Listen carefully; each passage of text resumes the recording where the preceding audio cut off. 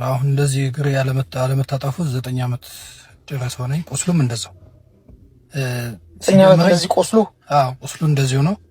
ይፈነዳል ግን ይጠፋል። ግን ያው እግሬ እንደዚሁ ነው እስካሁን ድረስ። እታችም ማለት ምንድነው የሆንከው?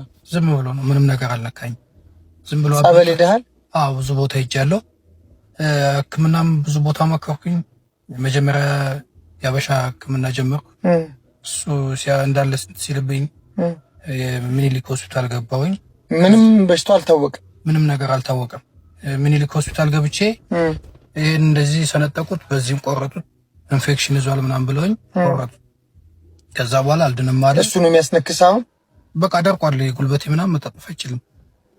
መኪና ውስጥ እንኳን ስገባ እንደፈለኩ መግባት አልችልም። ታክሲ ውስጥ አሁን ምናልባት ወይ ጋቢና አስለቅቄ ምናምን እንዳጋጣሚ ካልሆነ መግባት አልችልም። ሌላ ቦታ ስለማይመች ወንበሩ ስለሚይዘኝ ትንሽዬ ከነካኝ እንደዚህ ቦታ ከነካኝ እንደገና ደግሞ ሙሉ ይቆስ ወንበር እንደዚህ ወንበሩ እንትን ምናምን ከነካኝ መተት ምናምን ይሁን እንዴ አይታወቅም። ብቻ እንጃ እንዴት እንደሆነ አላቅም። ስንት ዓመት በሽታውም ከታመምኩኝ ወደ 12 ዓመት ምናምን አካባቢ ነው። እንደዚህ እየፈነዳዳ ግን በየዓመቱ ነበር እዛን ጊዜ የሚፈነዳው።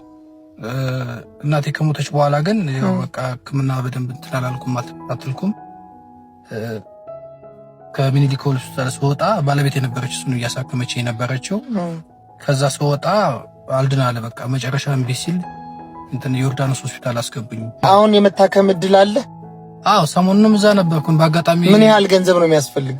እኛ ማወቅ አንችልም ነው ያሉት። አሁን እነሱ አሁን ኢትዮጵያ ምን እንድረዳ ትፈልጋለህ? በቃ እኔ መታከም እፈልጋለሁ። 3 ልጆች አሉኝ። እስካሁንም የሶስት ልጆች አባት ነህ? እስካሁን በባለቤቴ እርዳታ ነው እዚህ የደረስኩት። ባለቤቴ የት ነው የምትሰራው? እሷ ማለት ያው ከእህትና ወንድሞች አሉ፣ በህብረት ነው የሚሰሩት እነሱ።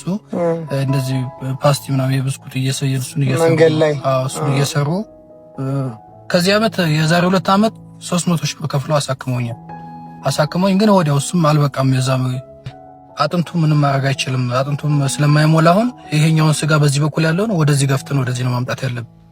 ምክንያቱም በስጋ ብቻ እንዲሸፈን ማለት ነው የተከፈቱት አጥንት እና በቃ ስቃይ ነው። ይሄንን ቪዲዮ የምትመለከቱ በጠቅላላ እንግዲህ ሪፖስት ሼር እያደረጋችሁ ለመላው ለኢትዮጵያ ሕዝብ አድርሱ።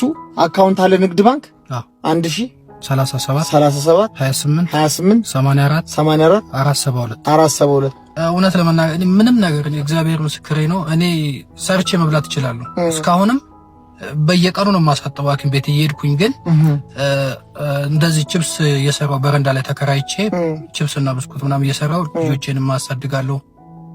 ራሴን በየቀኑ ሐኪም ቤት እየሄድኩኝ ነበር ማሳጥበው። በየቀኑ 700 ብር ምናምን ነው ለማሳጠቢያ። እሱም ደግሞ ትንሽዬ ቁስል ከሆነች ነው። ከፍ ያለ ከሆነ 1000 ምናምን እያሉ ነው የሚሄደውና በየቀኑ ነበር ማሳጥበው። ግን ያው ቦታውን ሲፈርስብኝ ከአቅሜ በላይ ሆነብኝ። ሚኪ እግዚአብሔር ምስክሬ ነው። ኢትዮጵያ ሕዝብ ይረዳል። 1 ዓመት ሙሉ አሁን ስራ ቆምኩኝና ቦታም የለኝም። አሁን እጄ ላይ 1 ብር ምንም ነገር የለኝም። እነዚህ አሁን ቅድም ያልኩ ያን አክል ብር አወጡ አሳከሙኝ። የሰው ገንዘብ ሁሉ አሁን ብዙ ብር አለብኝ። እኔ እንዴት አድርጌ እንደምከፍለውላ በቃ እንቅልፍ አይዞ አንተ ፎከስ አድርግ። እንትን ላይ ኢትዮጵያ ሕዝብ ይረዳል። ይሄን ቪዲዮ የምትመለከቱ ሪፖስት ሼር እያደረጋችሁ ለሁሉም ለኢትዮጵያ ሕዝብ አድርሱ። ክብር ይስጥልኝ።